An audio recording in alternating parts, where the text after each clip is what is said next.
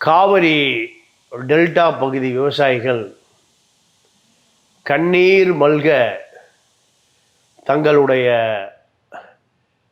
விளைவித்த நெல்மணிகள் அத்தனையும் முளைத்து விட்டதே என்கின்ற அந்த கண்ணீர் டெல்லியினுடைய கதவுகளை தட்டவில்லை.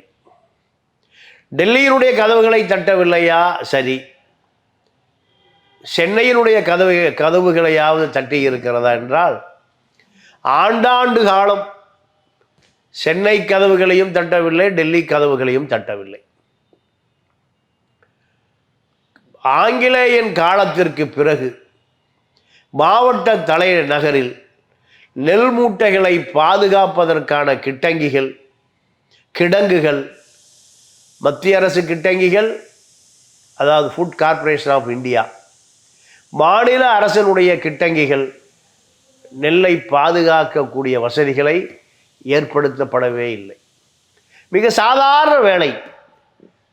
ஒரு 1,00,000 சதுர அடியில் ஒரு மாவட்டத்தில் 10 கிட்டங்கிகள் கட்டப்பட்டிருந்தால் இவர்களுடைய நெல்மணிகள் முளைக்காமல் பார்த்து கொள்ளலாம்.